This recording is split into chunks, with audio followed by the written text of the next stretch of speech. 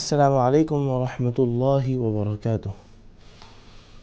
ناظرین، آپ دیکھ رہے ہیں منصف ٹی وی کا لائیو پروگرام دین کی بات۔ میں اس پروگرام میں آپ تمام ناظرین کا دل کی گہرائیوں سے استقبال کرتا ہوں۔ میں ہوں آپ کا میزبان مفتی سید مصباح الدین۔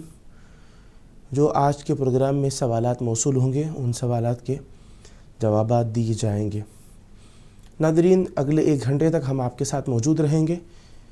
آپ اپنے سوالات ہم تک پہنچانا چاہتے ہیں تو اسکرین پر دیے گئے نمبرات کو ڈائل کر کے اس پروگرام کا حصہ بن سکتے ہیں اور آپ اپنے سوالات کو ہم تک پہنچا سکتے ہیں۔ اس لائیو پروگرام میں آپ کے سوالات کے انشاءاللہ تعالی تشفی بخش جوابات دیے جائیں گے۔ اور ناظرین، جیسا کہ آپ جانتے ہیں، آج کے ہمارے پروگرام کا عنوان ہے اسلامی تہذیب کی اہمیت۔ اس موضوع پر ہم گفتگو کریں گے اور آپ اس موضوع سے متعلق سوالات کر سکتے ہیں۔ اگر آپ اس موضوع کے علاوہ کسی اور موضوع سے متعلق بھی سوالات کرنا چاہتے ہیں تو آپ ضرور اس پروگرام میں شریک ہو کر کسی بھی موضوع سے متعلق سوال کر کے جواب حاصل کر سکتے ہیں۔ ایک بات یاد رہے کہ جب آپ سوال کریں تو اپنے ٹی وی کا والیوم کم کر دیں یا پھر ٹی وی سے تھوڑا سا ہٹ کر بات کریں تاکہ آپ کی آواز صاف ہم کو سنائی دے سکے اور ہم آپ کے سوال کا صحیح اور درست جواب دے سکیں۔ اگر آپ ٹی وی کی آواز کو بڑھا کر رکھیں گے یا پھر ٹی وی کے بالکل قریب رہ کر بات کریں گے، کال کریں گے، تو آپ کی آواز ہم کو صحیح طور پر سنائی نہیں دے سکے گی۔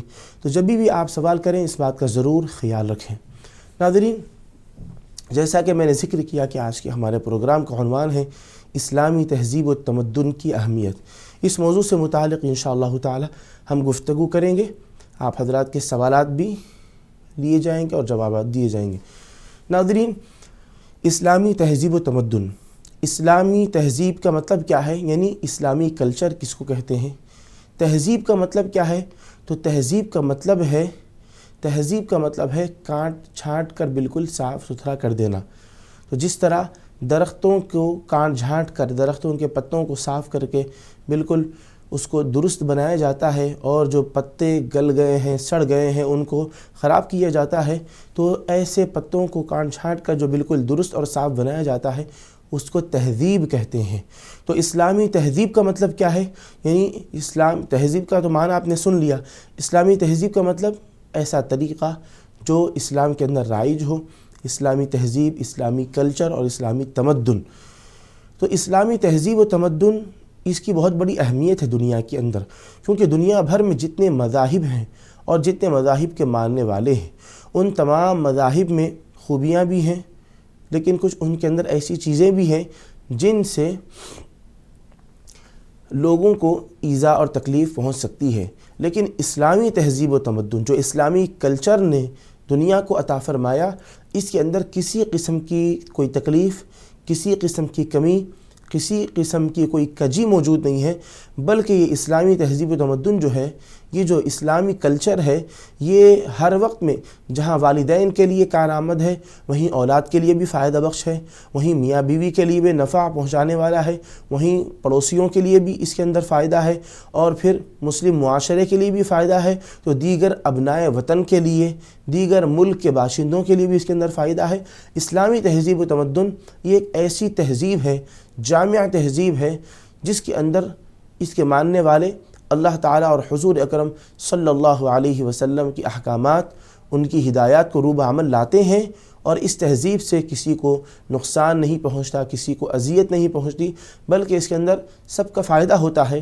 اور جو اسلامی تہذیب و تمدن، اسلامی کلچر کو پیش نظر رکھتے ہوئے زندگی گزارتا ہے، دنیا میں بھی اس کی کامیابی ہے، آخرت میں بھی اس کی کامیابی ہے، اور پھر جو اسلامی تہذیب و تمدن کو، کلچر کو فالو کرتا ہے، اس کا ذہن و دماغ بھی بالکل صاف ستھرا، اطمینان بخش ہوتا ہے، وہ بالکل چین و سکون کے ساتھ زندگی گزارتا ہے، کسی قسم کا اس کو کوئی نقصان، تکلیف، ٹینشن اور پھر ڈپریشن کا وہ شکار نہیں ہوتا، کیونکہ اس کے اندر جو اصول بتلائے گئے ہیں، جو ہدایات بتلائی گئی ہیں اور جو اس کے اندر رہنمائی کی گئی ہے، اگر انسان اس کو بالکل اختیار کرے اور پھر اپنی زندگی میں نافذ کرنے کی کوشش کرے تو انشاءاللہ تعالی ہمارا کلچر، ہماری سوسائٹی ایک ایسی مثالی سوسائٹی بن جائے گی کہ دنیا جس کی مثالیں پیش کرے گی کہ ایسی مثال ہونی چاہیے اور پھر دنیا اس کو فالو کرے گی۔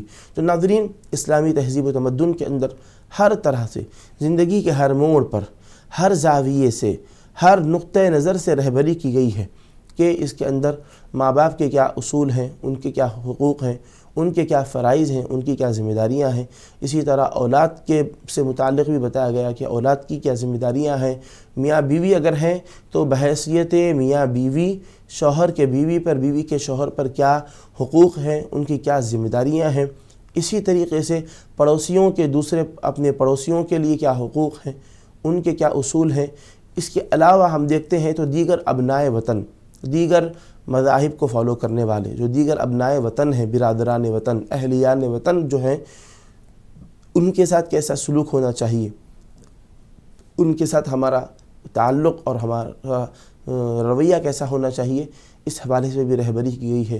الغرض زندگی کے ہر موڑ پر اسلامی تہذیب و تمدن میں رہبری کی گئی ہے، اور اسی کو یہاں پر فروغ دیا گیا جو حضرت سیدنا خواجہ معین الدین چشتی اجمیری رحمۃ اللہ تعالی علیہ، جن کو سلطان الہند اور غریب نواز کہا جاتا ہے، جب وہ یہاں تشریف لائے تو کیسے تشریف لائے؟ سیرت نگار لکھتے ہیں کہ حضرت سلطان الہند خواجہ غریب نواز رحمۃ اللہ علیہ ہندوستان میں تشریف لائے، یہاں کا بالکل کلچر الگ ہے، یہاں کا ماحول الگ ہے، یہاں کا سماج کا بالکل نقشہ الگ ہے۔ وہ جس ماحول سے آئے ہیں وہ بالکل ماحول الگ ہے، دونوں میں بہت زمین و آسمان کا فرق ہے۔ لیکن حضرت سلطان الہند خواجہ معین الدین چشتی اجمیری رحمۃ اللہ تعالی علیہ جب ہندوستان یہاں تشریف لائے تو آپ تیر و تلوار لے کر نہیں آئے، کوئی لشکر اور سپاہیوں کو لے کر نہیں آئے، تلواروں کو، نیزوں کو، بھالوں کو لے کر نہیں آئے، بلکہ آپ تشریف لائے تو قرآن و حدیث کے احکامات کو، قرآن و حدیث کے پیغامات کو، قرآن و حدیث کی تعلیمات کو اور اخلاق مصطفیٰ صلی اللہ علیہ وسلم کو لے کر آئے، جس کی وجہ سے اس کلچر کو جب لوگ دیکھیں تو متاثر ہوئے بغیر رہ نہیں سکے اور اس کلچر کو دھیرے دھیرے اختیار کرنے لگے۔ اور پھر یہاں پر الحمدللہ ایک وقت وہ بھی آیا کہ کلچر دین اسلام کا بہت عام ہوا، اس کو پسند کیا جانے لگا، دیگر لوگوں نے بھی اس کلچر کو پسند کیا، کیونکہ اس کلچر کے اندر بیک وقت دین کے تمام، زندگی کے تمام شعبوں میں ایک رہبری ملتی ہے، زندگی کے تمام شعبوں میں کیسے گزارا جائے، ان کو کامیاب کیسے بنایا جائے، سب کے لیے اس کے اندر اطمینان اور سہولت اور آسانی ہے۔ اس وجہ سے دیگر اہلیان وطن و برادران وطن نے بھی اس کلچر کو اختیار کرنا اور اپنانا شروع کر دیا۔ ناظرین، میں آپ کو بتاؤں ان کی تعلیمات کیسی ہیں، وہ کس طریقے سے اپنے ماننے والوں کو، اپنے فالوورز کو، اپنے مریدین کی تربیت کیا کرتے تھے۔ اب آپ اس مثال سے غور فرمائیں کہ انہوں نے جو کلچر کو یہاں پر عام کیا تھا، جس کلچر کو انہوں نے یہاں فروغ دیا، اس کو انہوں نے ایسے محفوظ رکھا کہ اس کو ذرا طریقے سے بھی متاثر ہونے انہوں نے نہیں دیا۔ اب آپ دیکھیں سلطان الہند حضرت سیدنا خواجہ معین الدین چشتی اجمیری رحمۃ اللہ تعالی علیہ ایک مرید کے ساتھ، آپ کے مریدین بھی موجود ہیں، آپ کے کانوں میں آواز پہنچی کہ آپ کے مرید نے کسی سے تو کہہ کر گفتگو کی ہے۔ تو سلطان الہند حضرت خواجہ معین الدین چشتی رحمۃ اللہ علیہ فوراً متوجہ ہوئے اور فرمائے کہ تو کہہ کر کس سے گفتگو کی گئی ہے، آپ نے تو کیوں کہا؟ تو وہ کہنے لگے حضرت میں جس سے بات کیا ہوں وہ ایک غیر مسلم ہے، مسلمان نہیں ہے، کسی اور مذہب کا ماننے والا ہے، تو میں نے اسے تو کہا ہے۔ تو حضرت فرماتے ہیں کہ آپ نے ایسا کیوں کیا، نہیں کہنا چاہیے تھا آپ کو۔ تو وہ کہنے لگے حضرت کوئی مسلمان نہیں بلکہ میں نے غیر مسلم جو مسلمان نہیں ہے، کسی اور مذہب کا ماننے والا ہے، اس سے میں نے تو کہہ کر گفتگو کی ہے، اپنا مسلمان بھائی تو کوئی نہیں ہے۔ تو حضرت نے فرمایا اگر وہ مسلمان نہیں ہے تو تم تو مسلمان ہو، اگر تم نے یہ خیال کیا کہ یہ مسلمان نہیں ہے میں تو کہوں گا تو کیا حرج ہے، لیکن وہ اگر مسلمان نہیں ہے تو تم تو مسلمان ہو، اور اسلام تم کو کیا سکھاتا ہے؟ مسلمان ہونے کی وجہ سے تمہارے اخلاق، کیریکٹر، کردار، تمہارا رہن سہن، تمہارا اوڑھنا بچھونا، تمہارا آمد و رفت اور تمہارا لوگوں کے ساتھ معاملہ کرنا، لوگوں کے ساتھ گفتگو کرنا، بات چیت کیسی ہونی چاہیے، ایسی انہوں نے تربیت کی۔ صرف تو کہنا انہوں نے گوارا نہیں کیا، خود تو نہیں کہے لیکن اگر کوئی تو کہتا ہے ان کا ماننے والا، کسی دیگر مذہب کے ماننے والے کو بھی، تو انہوں نے کہا کہ نہیں، یہ طریقہ درست نہیں ہے، اس کی اصلاح ہونی چاہیے۔ بر وقت انہوں نے ان کو ٹوکا اور پھر ان کے اس عمل کی انہوں نے اصلاح فرمائی ہے۔ تو الغرض حاضرین محترم، ناظرین کرام، آپ غور فرمائیں، یہ جو اسلام پھیلا ہے، جو اسلامی کلچر اور تمدن یہاں پر عام ہوا ہے، وہ بہت محنتوں کے نتیجے میں عام ہوا ہے۔ اور آج بھی آپ دیکھیں دنیا میں دھیرے دھیرے اسلامی کلچر اور اسلامی تمدن، اسلامی تہذیب کو اپنایا جا رہا ہے، اس کو اختیار کیا جا رہا ہے۔ یہ کہتے ہوئے کہ یہ اسلامی تہذیب ہے، یہ تو آپ دیکھتے ہیں، لیکن کبھی اسلامی تہذیب کے سلسلے میں یہ متعارف نہیں کروایا جا رہا ہے کہ اسلامی تہذیب ہے، لیکن جو اس کے نفع بخش اصول ہیں ان کو بغیر اسلامی تہذیب و تمدن کے تعارف کے اختیار کیا جا رہا ہے، اپنایا جا رہا ہے۔ تو ہم بھی اس بات کو سیریس لیں اور پھر اپنی اپنی زندگیوں میں اسلامی تہذیب، اسلامی تمدن، اسلامی کلچر کو داخل کریں تو ہماری دنیا کامیاب ہو جائے گی۔ دنیا میں ہم آسودگی کے ساتھ، راحت و آرام کے ساتھ، چین و سکون کے ساتھ، اطمینان کے ساتھ زندگی گزاریں، اور آخرت میں بھی ہمیں اطمینان، چین و سکون، راحت و آرام میسر ہوگا۔ تو ناظرین، یہ پروگرام ہے لائیو دین کی بات منصف ٹی وی کی طرف سے پیش کیا جا رہا ہے۔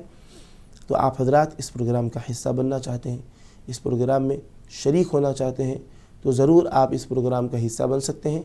آپ اس پروگرام میں سوالات کرنے کے لیے اسکرین پر دیے گئے نمبرات کو ڈائل کر کے اس پروگرام میں شریک ہو کر سوالات کر سکتے ہیں۔ تو ہم اپنی گفتگو کو مزید آگے بڑھاتے ہیں۔ اسلامی تہذیب، اسلامی تمدن، اس کے اندر کیا بتایا گیا؟ اس کے اندر ماں باپ کے لیے جو اصول دیے گئے ہیں وہ کیا ہیں؟ دیکھیے حدیث شریف ہے، حضرت نبی کریم صلی اللہ علیہ وسلم نے ارشاد فرمایا: ما من مولود الا یولد علی الفطرہ فابواہ یہودانہ او ینصرانہ او یمجسانہ، کہ بچوں کی تربیت کیسی ہو اسلامی تہذیب کے حوالے سے، ان کی کیسی تربیت ہو، ان کو کس طریقے سے ٹرین کیا جائے۔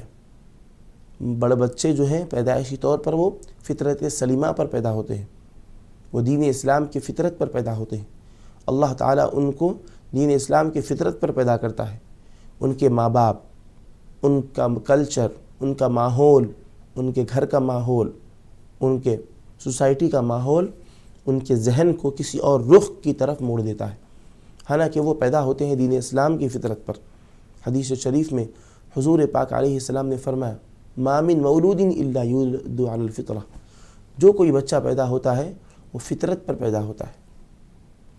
اس کے ماں باپ اس کو یا تو یہودی بنا دیتے ہیں یا عیسائی بناتے ہیں۔ اگر بچہ یہودی کے گھر میں کیوں نہ پیدا ہو، عیسائی کے گھر میں کیوں نہ پیدا ہو، وہ پیدا ہوتا ہے اسلام کی فطرت پر، ماں باپ یہودی یا عیسائی بنا دیتے ہیں۔ پھر حدیث شریف میں نبی کریم علیہ الصلوۃ نے یہ آیت مبارکہ کی تلاوت فرمائی: فطرت اللہ التی فطر الناس علیہا، اس فطرت پر اللہ تعالیٰ پیدا فرماتا ہے، فطر الناس علیہا، فطرت سلیمہ پر، اس فطرت پر پیدا کرتا ہے جو اسلام کی فطرت ہے۔ تو ماں باپ کی وجہ سے بچہ اپنے کلچر کو چینج کرتا ہے، اس کو جو بھی ٹریننگ دی جاتی ہے، جو ماحول دیا جاتا ہے، اس ماحول میں وہ پروان چڑھتا ہے اور پرورش پاتا ہے۔ تو الغرض بچہ فطرت سلیمہ پر پیدا ہوتا ہے، وہ پیدائشی طور پر موحد رہتا ہے، وہ پیدائشی طور پر اللہ تعالیٰ کو ایک ماننا، ایک جاننا، اس کے رگ و ریشے میں، اس کے ذہن میں، اس کے دل و دماغ میں یہ بات بالکل پیوست رہتی ہے۔ اب جیسا ماحول ملتا ہے، اگر اسی طرح ماحول میں اس کو پرورش دی جائے، جس فطرت پر وہ پیدا ہوا ہے اسی فطرت پر اس کو چلایا جائے اور اسی سے متعلق اس کی رہبری کی جائے، اس کو تعلیم دی جائے، تو پھر وہ مضبوط تنا بن جاتا ہے۔ اگر اس حوالے سے اس کی تربیت نہیں کی جائے گی، کسی اور رخ پر تربیت کی جائے گی، تو پھر جو اس کو سکھایا جائے گا وہی وہ سیکھے گا، اور اگر وہ غلطی کے راستے پر چلا جائے یا پھر غلط چیزیں سیکھ لے تو یہ اس کے ماحول کا اثر ہے، اس کے ماں باپ کی تربیت کا اس کے اندر نقص ہے۔ تو ناظرین، فطرت سلیمہ پر بچہ پیدا ہوتا ہے، تو ماں باپ کی ذمہ داری ہے کہ تہذیب کو اختیار کرتے ہوئے اسلامی بچے کو اچھی تعلیم دیں، اچھے طریقے سے تربیت کریں، نام بھی اچھا اور درست رکھیں، کیونکہ نبی کریم صلی اللہ علیہ وسلم نے ارشاد فرمایا ہے کہ قیامت کے دن بندے کو اس کے نام سے اور اس کے والد کے نام سے پکارا جائے گا، نام بندے کا بھی لیا جائے گا اور اس کے والد کا بھی لیا جائے گا۔ تو نبی کریم علیہ السلام نے فرمایا کہ تم اپنے بچوں کے نام اچھے رکھو۔ آج بچوں کی ناموں کے سلسلے میں اس کا بھی ہماری تہذیب پر اثر پڑ رہا ہے. ناموں کے سلسلے میں چاہتا یہ ہے کہ کوئی لیٹسٹ نام، کوئی بالکل نیا نام ہونا چاہیے، لیٹسٹ نام ہونا چاہیے، اس کے اندر ایک ندرت ہونی چاہیے. ایسا نام ہو کہ خاندان میں کہیں یہ نام نہ ہو، لوگوں نے یہ نام نہ رکھا. آپ بتائیے، اسلام کو آئے ہوئے، اسلام کو ظاہر ہوئے کتنے سال ہو چکے ہیں؟ 1500 سال سے زائد کا عرصہ ہو چکا. اس طویل عرصے میں عرب و عجم، مشرق و مغرب، شمال و جنوب میں کس قدر مسلمان آباد نہیں ہوئے، کس قدر مسلمانوں نے اپنی اولاد کے نام نہیں رکھے. خوب نام رکھے گئے ہیں. تو اب نئے نام جو چاہ رہے ہیں وہ تجدد اور پھر بالکل نئے نام، اس نظریے سے ایسے ناموں کا انتخاب کیا جا رہا ہے جو معنی اور مفہوم کے اعتبار سے بالکل نامناسب ہے. اس کا معنی مفہوم ایسا ہے کہ اگر اس کا معنی مفہوم ان کو بتلایا جائے گا یا اس کا معنی و مفہوم اگر وہ جان لیں گے تو کبھی نہیں چاہیں گے کہ وہ اس طرح کا نام اپنی اولاد کے لیے اختیار کیا جائے. اس کا بھی اثر پڑتا ہے اسلامی تہذیب. اسلامی تہذیب و تمدن یہ سکھاتے ہیں کہ نام اچھا رکھا جائے. نبی کریم علیہ السلام نے فرمایا عبداللہ یا عبد الرحمن، اس طرح سے نام رکھو. پھر بتایا جاتا ہے کہ انبیاء کرام کے ناموں پر نام رکھے جائیں، جو صحابہ، اہل بیت، بزرگان دین، صالحین کے جو نام ہے ایسے نام رکھے جائیں، تو ان کے نام اچھے رکھے جائیں. پھر نبی کریم علیہ السلام نے حدیث شریف میں یہ بھی ارشاد فرمایا کہ تم اپنی اولاد کے لیے، اولاد کے جو حقوق ہیں ماں باپ پر، جو ذمہ داریاں ان میں یہ ہے کہ ان کے لیے اچھی ماں کا انتخاب کرو. کیوں؟ یہ جو ازدواجی رشتہ و تعلق ہوتا ہے اس کا مقصد ہی کیا ہے؟ حصول اولاد حاصل کی جائے، توالد اور تناسل کا سلسلہ بڑھتا جائے، اللہ سبحانہ و تعالیٰ کے بندوں میں اضافہ ہو، حضرت نبی کریم علیہ السلام کے امت میں اور امتیوں میں اضافہ ہو. کیونکہ آپ نے ارشاد فرمایا کہ میں قیامت کے دن امت کی کثرت پر فخر کروں گا دیگر امتوں کے بالمقابل. تو پھر اس کا مقصد کیا ہے؟ اولاد کا حصول. تو رشتہ ازدواج کا مقصد اولاد کا حصول ہے، اور اس کے دیگر اور کئی بھی مقاصد ہیں. اہم مقصد حصول اولاد ہے. تو حدیث شریف نبی کریم علیہ السلام نے فرمایا کہ اولاد کے حقوق میں یہ بات ہے کہ اس کے والد اس کے لیے صحیح ماں کا انتخاب کریں، اور اولاد ہو تو اس کا صحیح اور درست نام رکھیں، اس کی اچھی تربیت کریں، اس کو اچھا ماحول دیں.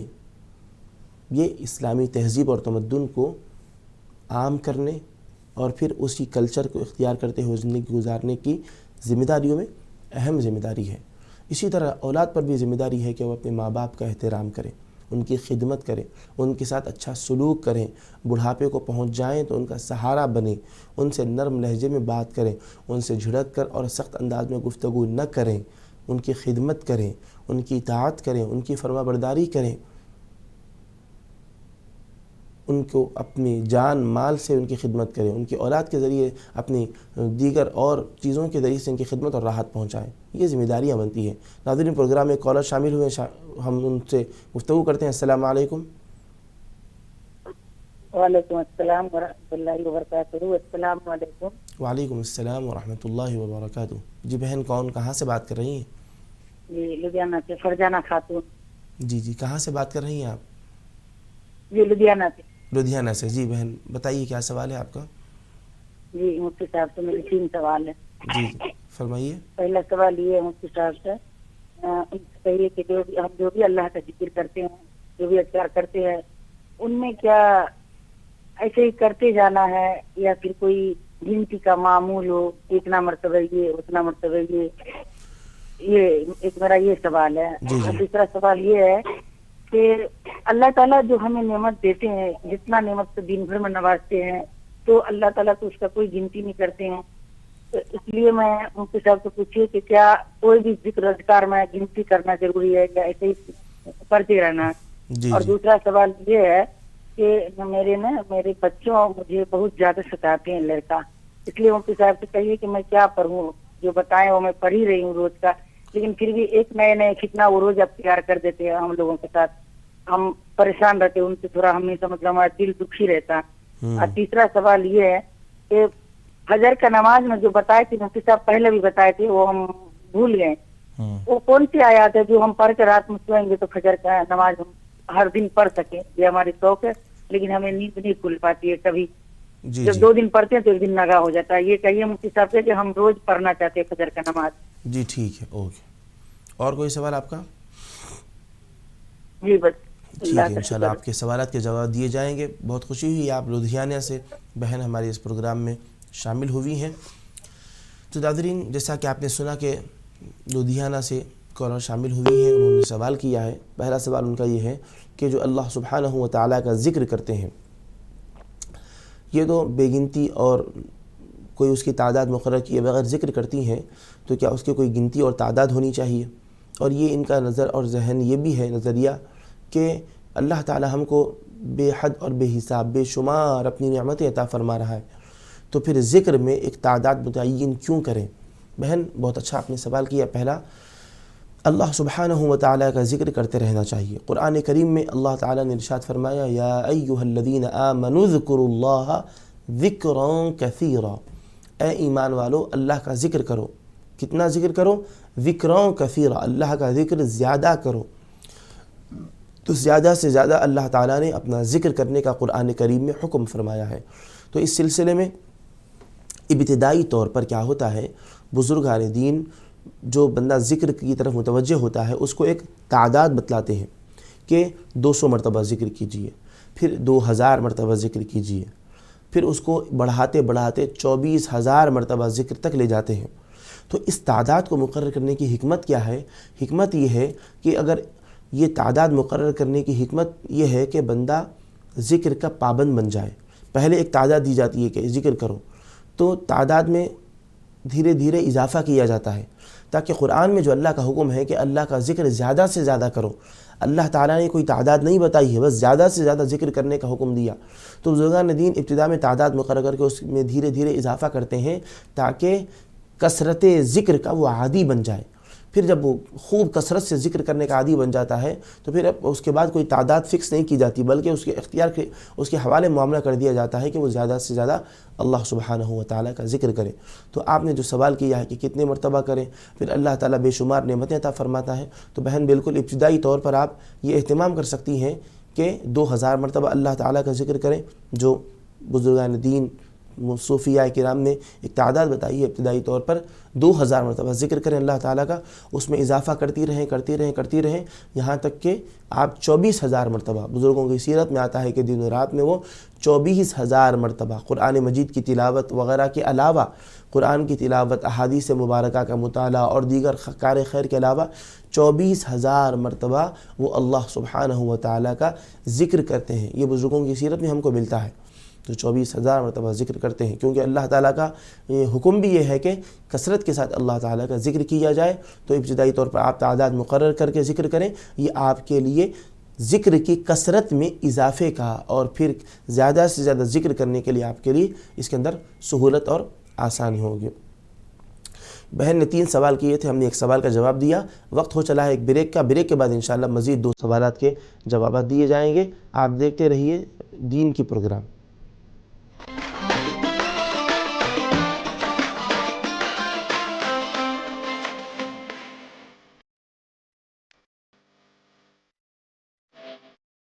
اب جھارکھنڈ کے یواؤں کو ملے گا اپنے سپنوں کو آسمان سے آگے لے جانے کا موقع.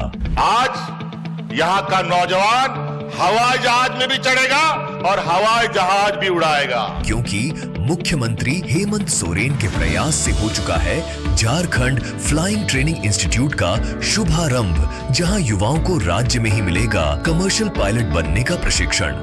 دمکا ہوائی اڈا استھت اس پرشکشن کیندر میں پرتی ورش 30 پرشکشوؤں کو کمرشل پائلٹ کی ٹریننگ دی جائے گی. ساتھ ہی راجیہ سرکار دوارا 15 آرکشت پرشکشوؤں کو ملے گا بالکل نشلک پرشکشن. اس فلائنگ ٹریننگ انسٹیٹیوٹ میں پرشکشوؤں کو multi engine rating commercial pilot training کے ساتھ ساتھ کمرشل پائلٹ لائسنس بھی پراپت کرایا جائے گا. کرنے اپنی مٹھی میں سارا آسمان، اب جھارکھنڈ کے یوا بھی بھریں گے اونچی اڑان. ناظرین، دنیا بھر میں اب آپ گھر بیٹھے اپنے موبائل پر منصف ٹی وی دیکھ سکتے ہیں، کیونکہ آپ کا پسندیدہ منصف ٹی وی اب 20 سے زائد ٹاپ OTT پلیٹ فارم پر موجود ہے، جیسے Tata Punch, Airtel stream, Google Play Store, Sony TV, Amazon fire T V, OTT play, वाचू ऐप, जियो TV, VI movies, Android TV और एपिक ऑन वगैरह। मुंसिफ टीवी अब आपकी उंगलियों पर है। हर वक्त हर जगह रहें अपडेट, अपने पसंदीदा प्रोग्राम से हो लुत्फ अंदोज। देखते रहें मुंसिफ टीवी की नशरियात।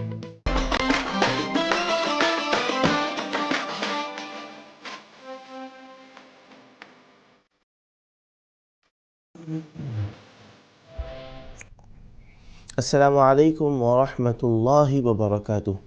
नाज़रीन, आप देख रहे हैं मुंसिफ टीवी का लाइव प्रोग्राम दीन की बात। इस प्रोग्राम में हम ब्रेक के बाद दोबारा आपका इस्तकबाल करते हैं। ब्रेक पे जाने से पहले लुधियाना से बहन साहिबा का सवाल आया था। उनके 3 सवालात थे। एक सवाल का जवाब हम ब्रेक पे जाने से पहले दे चुके थे। अब उनके दूसरे और तीसरे सवाल का जवाब हम आज के इस प्रोग्राम में शामिल करते हैं। उन्होंने दूसरा सवाल ये किया था कि औलाद उनको नाफरमानी कर रही है, तकलीफ़ पहुंचा रही है, जिससे उन लोगों को बहुत तकलीफ़ होती है, अज़ियत पहुंचती है। तो ऐसे सिलसिले में क्या किया जाए और क्या पढ़ा जाए कि औलाद नेक बन जाए, अपने माँ बाप की फर्माबरदार बन जाए। हम इस सवाल का जवाब देंगे। और अगर आपकी औलाद ये प्रोग्राम देख रही है तो हम उनसे कहेंगे कि माँ बाप अल्लाह ताला की नेमतों में अजीम नेमत है, माँ बाप की कदर करनी चाहिए। जैसा कि हमने इससे पहले भी प्रोग्राम किया है इस मौजू से मुताल्लिक़ के माँ बाप के क्या हुकूक़ हैं औलाद पर, यानी माँ बाप के सिलसिले में औलाद की क्या ज़िम्मेदारियाँ बनती हैं, माँ बाप का क्या मकाम व मर्तबा है। इस हमने एक मुस्तकिल तौर पर एक प्रोग्राम किया इस मौजू से मुताल्लिक़। अगर आप वो नहीं सुने हैं तो हम आपको बताते हैं मुख्तसर तौर पर कि माँ बाप को बहुत बड़ा मकाम व मर्तबा है। कुरान करीम में अल्लाह ताला ने अपनी इबादत और बंदगी का हुक्म दिया तो उसके बाद माँ बाप के साथ हुस्न सलूक का हुक्म दिया, उनसे नरम लहजे में बात करने का हुक्म दिया, उनको झिड़कने से मना किया और उनको ऐसी बात कहने से भी मना किया कि जिससे उनके दिल को तकलीफ़ और ठेस पहुँचती है। और इसके साथ साथ उनके लिए अल्लाह ताला ने अपने बाजुओं को बिछाने का हुक्म दिया, यानी बिल्कुल आजीज़ और इंकिसारी के साथ अपने बाजुओं को उनके लिए बिछा दें और उनको झिड़क कर बात ना करें, नरम लहजे में गुफ्तगू करें, उनको हमेशा राज़ी रखें, खुश रखें, क्योंकि अल्लाह की रज़ामंदी माँ बाप की रज़ामंदी में है, अल्लाह की नाराज़गी माँ बाप की नाराज़गी में है। इसी तरीके से हदीस शरीफ में आया है कि जो अपने माँ बाप के चेहरे को मोहब्बत भरी निगाहों से एक मरतबा देखता है, जो फरमाबरदार बच्चा एक मरतबा सिर्फ अपने माँ बाप के चेहरे को मोहब्बत भरी निगाहों से देखता है तो अल्लाह ताला उस नज़र के बदले उसको मकबूल हज का सवाब अता फरमाता है। इतना बड़ा अजर सवाब है। तो माँ बाप की फर्माबरदारी करें, उनकी इताअत करें, उनकी खिदमत करें, उनको राज़ी रखें, उनको नाराज़ न रखें। मज़ीद इस पर गुफ्तगू करेंगे। एक कॉलर शामिल करते हैं। अस्सलामु अलैकुम। वालेकुम अस्सलाम। जी बहन कौन? जी मैं जी बदरादेवी से बात कर रही हूँ। जी फरमाइए, क्या सवाल है आपका? जी मैं बहुत परेशानी में हूँ। मैं अम्मी की खिदमत करती हूँ और पानी की जगह परेशानी आती है। हमारी भाभी झगड़ा करती है कि मैं पानी फेंकती हूँ, मैं अम्मी के कपड़े धोने के वास्ते कपड़े ऐसा फेंकती हूँ। हर रोज कोई ना कोई नई बात करती है मुझसे। जी भाई से भी बात लगाती हूँ, भाई तो खामोश थे मगर इनसे बहुत परेशानी है। रोड सड़क पे जाके आदमियों से मेरी शिकायत करती हूँ। अच्छा जी कुछ से भी ऐसा बताइए कि वो मेरे नाम में लाए। जी ठीक है, मैं बहुत परेशान हूँ। ओके, आप ही कुछ ना कुछ मसला बताइए। ठीक है, ज़रूर इंशाल्लाह आपके सवाल का हम जवाब देंगे। अल्लाह ताला आपको राहत, इत्मीनान, चैन और सुकून अता फरमाए, आपकी तकलीफ़ को अल्लाह ताला दूर फरमाए। तो नाज़रीन, जैसा कि हम एक इससे पहले आने वाले कॉलर के सवाल का जवाब दे रहे थे कि उन्होंने कहा दूसरा सवाल कि उनकी औलाद से उनको तकलीफ़ पहुंच रही है, तो इस सिलसिले में हम कह रहे थे कि माँ बाप अल्लाह ताला की बड़ी नेमत है। सिर्फ़ उनके चेहरे को मोहब्बत भरी निगाहों से एक मरतबा देखना मकबूल हज का, यानी कबूल हुए हज का सवाब अता फरमाता है। तो इतना बड़ा अजर सवाब है।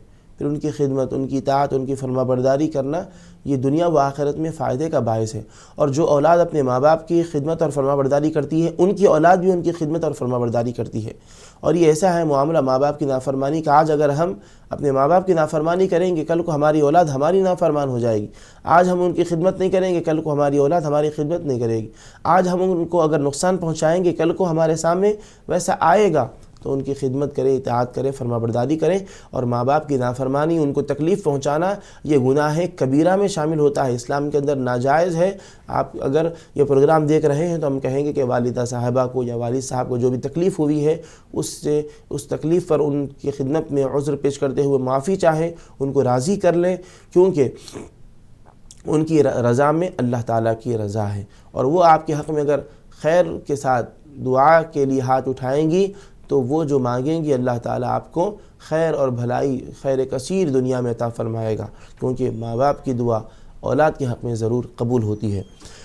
تیسرا سوال جو آپ نے کیا تھا بہن وہ یہ تھا کہ فجر میں کیسے اٹھا جائے، اور فجر میں اٹھ کر نماز پڑھنا چاہتی ہیں، کبھی آنکھ نہیں کھلتی ہے، تو اب یہ ہے مسئلہ کہ روزانہ فجر میں اٹھ کر نماز پابندی سے پڑھنا چاہتی ہیں، تو اس سلسلے میں کوئی دعا یا وظیفہ بتائیں۔ آپ نے ذکر کیا ہے بہن، فجر کی نماز کے لیے اٹھنے کے سلسلے میں بندے کی کوشش اور ارادہ، یہی وہ ایک عظیم وظیفہ ہے کہ بندہ جب سچے دل سے ارادہ کرتا ہے اور کوشش رہتی ہے کہ اٹھ کر فجر کی نماز پڑھوں، تو اس کے ارادے کے حساب سے اللہ تعالیٰ اس کو فجر میں بیدار کر دیتا ہے اور وہ اٹھ کر نماز ادا کرنے لگتا ہے۔ تو رات میں جلد سوئیں اور پھر رات میں دیر تک جاگے نہیں، جلد سونے کی عادت ڈالیں، جلد سو جائیں اور اس نیت کے ساتھ سوئیں کہ فجر کی نماز کو اٹھیں گے، اور عشاء کی نماز پڑھ کر سوئیں۔ کبھی عشاء کی نماز کے سلسلے میں غفلت ہوتی ہے، اس کی نحوست کی وجہ سے یہ ہوتا ہے کہ انسان بالکل بے سدھ ہو کر سوتا رہتا ہے اور فجر کے لیے آنکھ نہیں کھلتی۔ عشاء کی نماز پڑھ کر سوئیں اور پھر دعا یہ بھی کریں کہ اللہ میں سو رہا ہوں، اپنے فضل سے میری مدد فرما، میں تیری عبادت کے لیے فجر کو اٹھنا چاہتا ہوں، نماز پڑھنا چاہتا ہوں، تو مجھے فجر میں بیدار کر دے۔ جب فجر میں جب اگر سچی نیت سے دعا کر کے سوئیں گے تو فجر میں ضرور آنکھ کھلے گی۔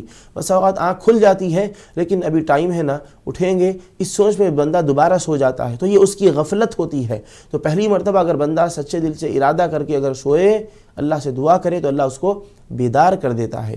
تو جلد سونے کی عادت بھی ڈالیں اور رات میں نماز پڑھ کے دعا کر کے سوئیں، اور ساتھ ہی ساتھ قرآن مجید کی ایک آیت مبارکہ بتاتے ہیں کہ اگر ہم اس آیت مبارکہ کی تلاوت کرتے ہوئے صبح جو وقت اٹھنا چاہ رہے ہیں اس وقت کو اپنے ذہن میں رکھتے ہوئے اس آیت کی تلاوت کریں گے تو اس کی برکت سے اللہ تعالیٰ جو وقت پر اٹھنے کا ارادہ کیے ہیں اس وقت پہ آنکھ کھول دے گا اور آپ کو بیدار کر دے گا۔ وہ آیت مبارکہ کون سی ہے؟ سورہ کہف کی ابتدا اخیر کی آیتوں میں سے وہ آیت مبارکہ ہے۔ سورہ کہف جو ہے جمعہ کے دن جس کو پڑھنے کی فضیلت بھی آئی ہے، اس سورہ کی یہ اخیر کی آیت مبارکہ ہے۔ وہ آیت مبارکہ یہ ہے، اعوذ باللہ من الشیطان الرجیم، بسم اللہ الرحمن الرحیم، ان الذین آمنوا وعملوا الصالحات كانت لهم جنات الفردوس نزلا خالدین فیہا لا یبغون عنها حولا قل لو كان البحر مدادا لكلمات ربي لنفد البحر قبل أن تنفد كلمات ربي ولو جئنا بمثله مددا قل إنما أنا بشر مثلكم يوحى إلي أنما إلهكم إله واحد فمن كان يرجو لقاء ربه فليعمل عملا صالحا ولا يشرك بعبادة ربه أحدا۔ صدق اللہ العظیم۔ یہ سورہ کہف کی اخیر کی آیات مبارکہ ہیں، ان کی تلاوت کر کے سوئیں، اور ان آیتوں میں جو لفظ آتا ہے حیولا، جب لفظ حیولا آئے گا تو اس پر آپ ذہن میں وہ وقت لائیں، ذہن میں آپ سوچ لیں، جس وقت پر آپ اٹھنا چاہتے ہیں اس کا خیال ذہن میں لائیں، انشاءاللہ تعالی اللہ تعالی فجر کے سے پہلے جو وقت پر اٹھنے کا ارادہ کیے ہیں اس وقت میں آپ کو بیدار فرما دے گا۔ تو اس طریقے سے فجر میں اٹھا جا سکتا ہے، اور آپ نے جلد سننے کی بھی عادت ڈالیں۔ تو 3 سوال آپ نے بہن کیے تھے لدھیانہ سے، آپ کے 3 سوالات کے جواب ہم نے دے دیے ہیں۔ ناظرین، آپ بھی اس پروگرام میں شریک ہونا چاہتے ہیں، اس پروگرام کا حصہ بننا چاہتے ہیں تو اسکرین پر جو نمبرات دیے جا رہے ہیں ان نمبرات کے ذریعے سے آپ اس پروگرام میں شریک ہو سکتے ہیں اور اس پروگرام میں سوال کر سکتے ہیں۔ آج کے ہمارے پروگرام کا عنوان ہے اسلامی تہذیب و تمدن کی اہمیت۔ اس موضوع سے متعلق سوال کر سکتے ہیں۔ اس کے علاوہ کسی اور موضوع سے متعلق کوئی سوال کرنا چاہتے ہیں تو ضرور آپ سوال کر سکتے ہیں، آپ کے سوال کا جواب دیا جائے گا۔ ایک اور بہن نے سوال یہ کیا تھا کہ گھر میں ان کے درمیان، ان کی بھاوج کے درمیان ایک مشہور جیسا کہ بات ہے نا، ننند بھاوج کی لڑائی ہوتی رہتی ہے، تو اسی سلسلے میں انہوں نے شکایت کی ہے اپنی بھاوج کی کہ وہ ان سے لڑتی ہیں اور کہتی ہیں کہ تم پانی بہت ضائع کرتی ہو، اسراف کرتی ہو پانی کے سلسلے میں، اور یہ کہہ رہی ہیں کہ میں اپنی ماں کی خدمت کرتی ہوں، ماں کے کپڑے دھونے کے لیے پانی استعمال کرتی ہوں، تو میری بھاوج جو ہے میرے بھائی کی بیوی وہ مجھ سے لڑتی ہے، جھگڑا کرتی ہے اور بھائی سے بھی شکایتیں لگاتی ہیں، لیکن وہ خاموش رہتے ہیں، کچھ نہیں کہتے ہیں. تو الغرض یعنی وہ بھاوچ کی شکایتیں لگانے پر وہ آپ سے کوئی محاکمہ نہیں کرتے ہیں، بلکہ وہ خاموش ہو جاتے ہیں. تو الغرض آپ نے یہ کہا ہے کہ کوئی ایسا دعا یا وظیفہ بتائیں کہ یہ جھگڑوں سے نجات مل جائے. تو اگر آپ کی بھاوچ بھی یہ پروگرام دیکھ رہی ہیں تو ہم ان سے کہیں گے کہ لا یعنی غیر ضروری طور پر کسی سے جھگڑنا، یہ کسی کو ذہنی طور پر ایسی بات کہنا کہ وہ ٹینشن میں آ جائے، ڈپریشن میں آ جائے، یہ مناسب نہیں ہے. کسی کو غیر ضروری طور پر نقصان پہنچانا، اذیت دینا، ذہنی ہو یا جسمانی ہو، یہ بالکل درست نہیں ہے. اس سے احتیاط اور اجتناب کرنا ضروری ہے، کیونکہ کسی کو بھی تکلیف پہنچائیں گے تو اللہ سبحانہ و تعالیٰ کی ناراضگی بھی ہوگی، کیونکہ اللہ تعالیٰ نے کیا فرمایا؟ بندوں کے ساتھ پیار محبت کے ساتھ رہا جائے، اور غیر ضروری طور پر کسی کو تکلیف اور نقصان پہنچانا یہ جائز نہیں ہے. تو اگر وہ آپ کو حقیقت میں بغیر کسی وجہ کے بار بار لڑ رہی ہیں، جھگڑ رہی ہیں، تکلیف دے رہی ہیں، تو ان کا رویہ قابل اصلاح ہے، وہ اپنی اصلاح کریں.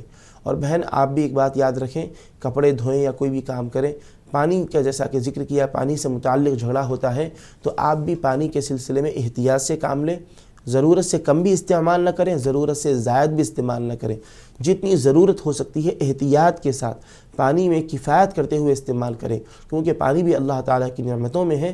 کپڑے وغیرہ دھوئیں تو آپ ضرورت کے مطابق پانی لیں، اسراف اس سلسلے میں نہ کریں تاکہ ان کو بولنے کا موقع نہ ملے.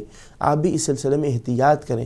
اب آپس میں آپ لوگ چاہتی ہیں کہ پیار محبت کے ساتھ رہیں، جو نندن بھاوچ کا جھگڑا اور لڑائی ہو رہی ہے اس سے آپ کو نجات ملے، تو پہلی بات یہ ہے کہ آپ ان کے ساتھ، وہ ان کا کوئی بھی سلوک ہو، آپ کوشش یہ کریں کہ ان کے ساتھ اپنے سلوک کو اچھا رکھیں. اگر وہ آپ سے سخت لہجے میں بات کرتی ہیں تو آپ ان کے ساتھ نرم لہجے میں گفتگو کریں، تو ان کو اپنی غلطی کا احساس ہوگا. یعنی میں سخت لہجے میں بات کر رہی ہوں تو یہ اس کا رد عمل، فیڈ بیک بڑے اچھے نرم لہجے میں پیار محبت کے ساتھ دے رہی ہیں، تو آپ کی اخلاق کا ان پر اثر پڑے گا. دیکھیے سامنے والا اگر ہمارے ساتھ برا سلوک کرتا ہے، ہم اس کے ساتھ جواباً اچھا سلوک کریں گے، پھر وہ برا سلوک کرتا ہے، پھر ہم اچھا سلوک کریں گے. اگر ہم ان کے سوال کا ویسا جواب نہیں دیں گے، وہ چاہتے ہیں کہ لڑائی ہو، بحث ہو، جھگڑا ہو، ماحول خراب ہو گھر کا، تو سامنے والے چاہتے ہیں یہ ہیں، لیکن ہم اگر ان کی چاہت کو پورا نہ کرتے ہوئے نرم لہجے میں گفتگو کریں، بات بڑھنے نہ دیں، تو اس کا اثر یہ ہوگا کہ دھیرے دھیرے وہ خود ہی تھک کر خاموش ہو جائیں گی اور پھر لڑائی جھگڑے کی نوبت نہیں آئے گی. تو آپ اس طریقے پر ہم نے جو آپ سے ذکر کیا ہے، اس طریقے پر آپ سلوک ان کے ساتھ کریں تو ایک دن وہ خود نادم اور شرمندہ ہو کر آپ سے معافی چاہیں گی اور اپنے رویے کی اصلاح کریں گی. اس کے علاوہ گھر میں نمازوں کی پابندی کی جائے اور قرآن مجید کی تلاوت کا اہتمام کیا جائے، اللہ سبحانہ و تعالیٰ کا ذکر کیا جائے، گھر کے ماحول کو بھی پاک صاف بنایا جائے، صفائی ستھرائی کا گھر میں اہتمام کیا جائے. آپ بہن اللہ تعالیٰ کی طرف متوجہ رہیں اور دعا بھی کریں، اللہ میری بھاوج کو توفیق عطا فرما کہ وہ میرے ساتھ نہ لڑیں، اور مجھ کو بھی توفیق عطا فرما میں بھی ان کے ساتھ اچھا سلوک کروں. دعا بھی کریں، کوشش کریں، انشاءاللہ خیر ہو جائے گا. ایک کالر کو شامل کرتے ہیں. السلام علیکم. السلام علیکم. وعلیکم. جی بہن کون بات کر رہی ہیں، کہاں سے؟ اورنگ آباد سے بات کر رہے ہیں مولانا. جی جی کیا سوال ہے آپ کا، فرمائیے. ہمارا شادی ہے بیٹے کی، تو بیٹی کی شادی ہمارے تو پیسے جس کی طرف ہے نا مولانا وہ دے رہے نہیں، ہم بہت پریشان ہیں. اچھا جی جی. ہاں، اور میرا بیٹا بھی ہے بڑا، تھوڑا اس کو بھی شفا نہیں ہے کام میں، کوئی بھی کام کرتا تو شفا نہیں ملتی. جی اچھا. اور ہاں، اور کچھ بھی نہیں، بہت پریشان ہے ہم پیسوں سے. ابھی شادی رکھائی گئی بیٹے کی. بیٹے کی شادی ہے؟ ہاں بیٹی کی شادی ہے، آخری شادی ہے مولانا میرے پاس. جی تو آپ کے پیسے جہاں پر آپ کسی کو دیے ہیں واپس نہیں آ رہے؟ نہیں دے رہے نہیں. آج کل 5 سال ہو گئے. اب میرے بیٹی کی شادی مہینہ بھر ہی سے رہی. جی جی ٹھیک ہے. ہاں. اور بیٹا کام کے لیے جاتا ہے؟ جاتے تو ان کو پھر آپ ٹی وی کی آواز بالکل بند کر دیں یا ٹی وی سے ہاں کم کرے. تو آپ کے بیٹے کو کام میں دھیان نہیں لگتا؟ بڑے والے کا انور پٹھان. جی جی. تو ان کا کام میں دھیان نہیں لگتا، دل نہیں مولانا. کماتے بہت، محنت بہت کرتے، जी मगर जी ज्यादा ऐसा दूसरे आदत में नहीं है, मगर वो ना दोस्तों में ज्यादा ख्याल रखते, अच्छा जी जी घर में थोड़ा ख्याल नहीं रहता उनका। हमारे जी लिए दुआ करो, थोड़ा कोशिश करो। इंशाल्लाह ज़रूर दुआ भी करेंगे, कुछ हम आपको दुआएं भी बताएंगे, आप वो हाँ दुआएं पढ़ते रहिए, इंशाल्लाह आपको ज़रूर फ़ायदा होगा। ठीक है, इंशाल्लाह पढ़ेंगे पढ़ेंगे, मारो जी पैसों की ज्यादा थोड़ी कोशिश करो हम एक मौलाना। वजीफ़ा बताते हैं, इंशाल्लाह आप वो पढ़ते रहिए इखलास के साथ, वो पैसे भी इंशाल्लाह वापस आ जाएंगे। नाज़रीन, बहन ने औरंगाबाद से सवाल किया था, इनके दो सवालात हैं। इनकी बेटी की शादी बिल्कुल करीब आ चुकी है, 1 महीना है, और फिर इनके पैसे किसी को दिए हैं, वो आने हैं वापस। 5 साल हो गए हैं, वो पैसे वापस नहीं आ रहे हैं। जैसा कि उन्होंने कहा कि आजकल कहकर उसमें टाल मटोल किया जा रहा है। तो बहन, आप याद रखें, अल्लाह सुब्हानहू व तआला के दरबार में रुजू हो, नमाज़ों की पाबंदी करें, घर में सफाई सुथराई का अहतमाम करें, दुरूद शरीफ का भी घर में अहतमाम करें, और मुमकिन हो सके तो इज्तिमाई तौर पर दुरूद का दस्तर बिछाकर सब दुरूद शरीफ पढ़ने की कोशिश करें। इंशाअल्लाह ताला सारी परेशानियाँ और मसाइल हल हो जाएंगे। और साथ ही साथ एक आयत मुबारक हम बताते हैं, इसको बतौर वजीफ़ा पढ़ें। अव्वल आखिर 11 मरतबा दुरूद शरीफ पढ़ें, और 21 मरतबा या 71 मरतबा, जैसा आपकी सहूलत हो, इस आयत मुबारक का विर्द करें। इन्नहु अला रजइही लक़ादिर, इन्नहु अला रजइही लक़ादिर। ये नियत करें कि जो पैसे आपके जायज़ हक़ हलाल के पैसे किसी को दिए हैं ज़रूरत के मौके पर, और वो आपको वापस नहीं कर रहे हैं, तो वो पैसे वापस आपको आ जाएं। इस नीयत से इन्नहु अला रजइही लक़ादिर, कुरान मजीद की इस आयत मुबारका का विर्द करें। इंशाअल्लाह ताला अल्लाह ताला फ़ज़ल फ़रमाएगा, वो आपके पैसे वापस आ जाएंगे। और हम दुआ भी करते हैं कि आपकी बेटी की शादी है, अल्लाह ताला उसमें आसानियाँ पैदा फ़रमाए, इंतहाई सहूलत के साथ, आसानियों के साथ सारी काम पाए तकमील को पहुँचें, और उसके अंदर अल्लाह ताला बरकत अता फ़रमाए, आगे के सारे मराहिल के अंदर आसानियाँ पैदा हो जाएं। तो नमाज़ों का अहतमाम करें, घर के अंदर सब लोग, जितने लोग हैं सब, देखिए हमारे गुनाहों की वजह से बस औक़ात नहुसत आती है, तकलीफ़ होती है। तो हम जब भी कोई ऐसा मौका आए, कोई तकलीफ़ हो, कोई अज़ियत हमको पहुँचे, या फिर हमारे काम नहीं बन रहे हो, तो हम अपने आमाल का जायज़ा लें, हम अपना मुहासबा करें, मुहाकमा करें कि आखिर क्या बात है, कहीं अल्लाह की नाफरमानी तो हमसे नहीं हो रही है, कहीं कोई हम अल्लाह सुब्हानहू व तआला को नाराज़ करने वाले काम तो नहीं कर रहे हैं, कोई हम अपने फ़राइज़ से तो गफलत नहीं बरत रहे।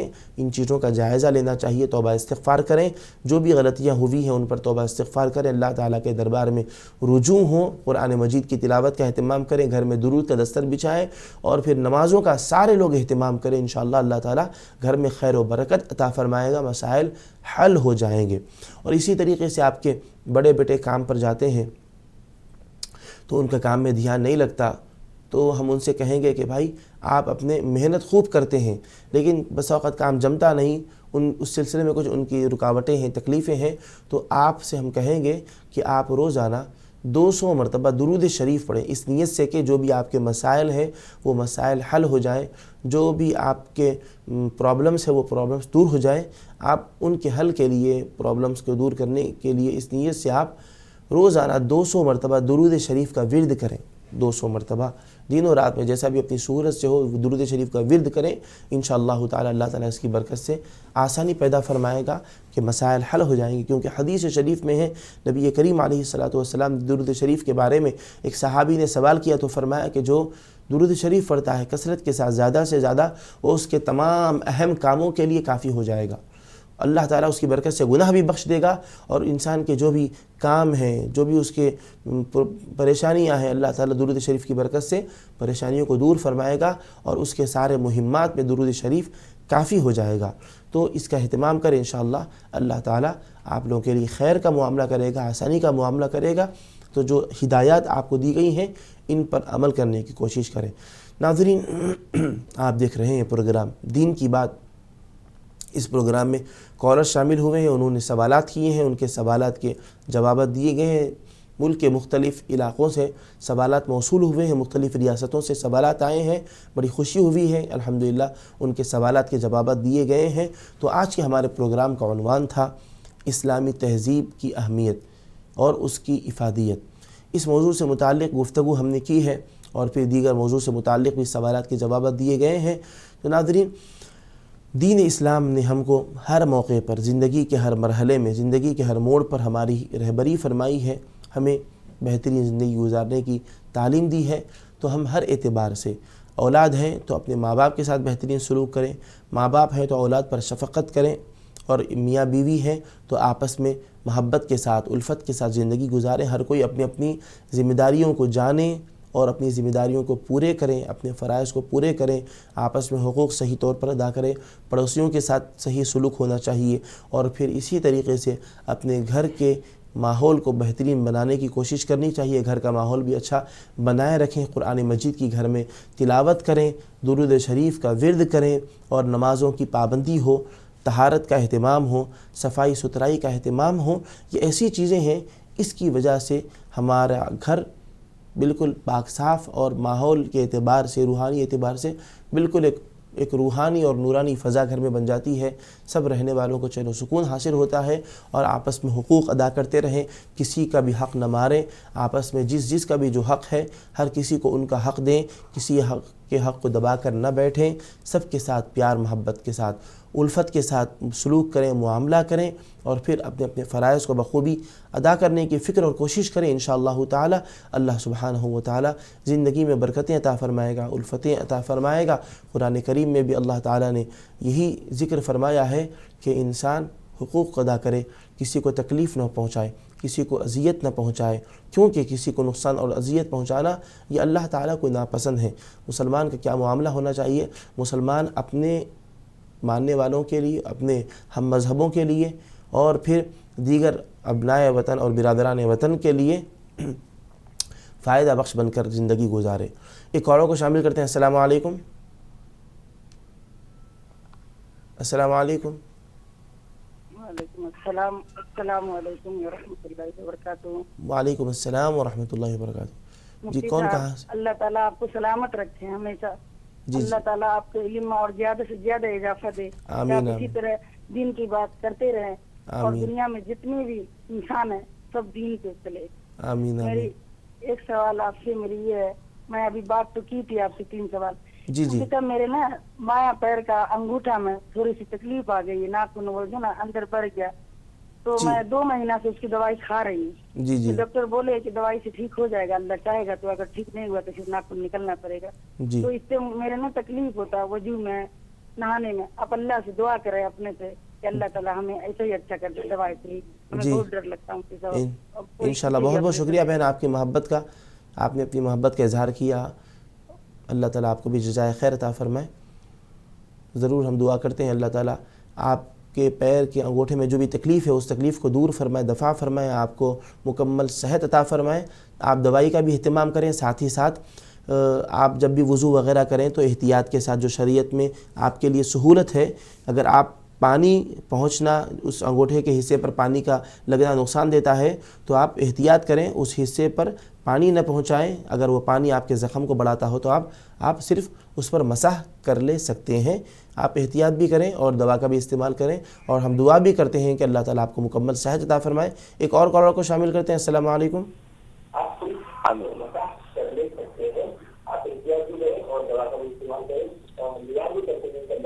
آپ اپنے ٹی وی کی آواز کو کم کریں۔ ہلو، السلام علیکم۔ آپ ہم سے گفتگو کریں، آپ لائیو پروگرام میں ہیں، اپنے ٹی وی کی آواز کو بند کر دیں۔ ٹھیک ہے جی کون کہاں سے بات کر رہے ہیں، کیا سوال کرنا چاہیں گے؟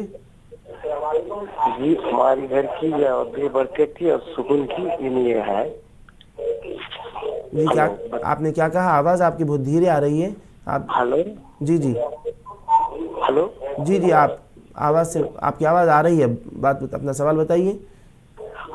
ہلو، آواز آ رہی ہے؟ جی ہاں آ رہی ہے۔ اچھا، جی گھر میں تو بے برکتی ہے آ رہی ہے، جی جی اور بچے کا کام ہونا تھا، جلدی نہیں ہو رہا، بچہ امتحان میں کامیاب ہونے والا ہے، ہو رہا ہے نہ ہو رہا ہے، تو 4 تاریخ اس کی امتحان ہے۔ جی جی ہلو، ہاں ٹھیک ہے، انشاءاللہ آپ کے بیٹے کے امتحان میں کامیابی کے لیے دعا چاہتے ہیں نا؟ امین امین، صحیح بات ہے جی ضرور آپ کو بتائیں گے۔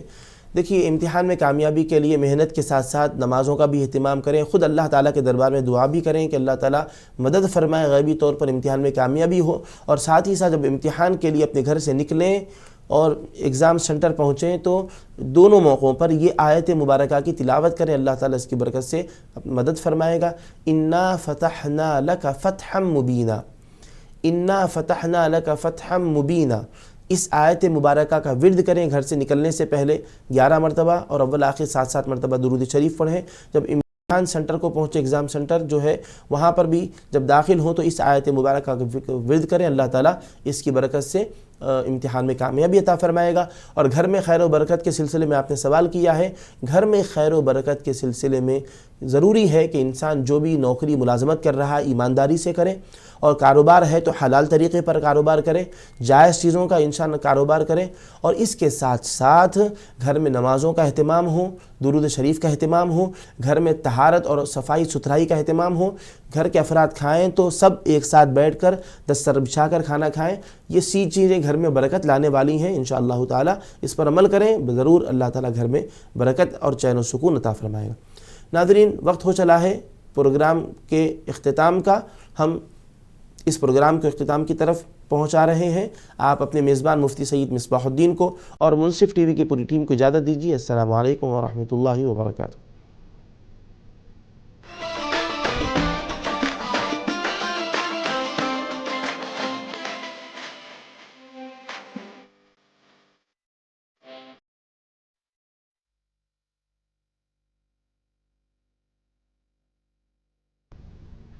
نہیں، جتنے بھی آ رہے تھے کالر سب شامل ہو گئے نا؟ چلیے الحمدللہ. اوکے، السلام علیکم.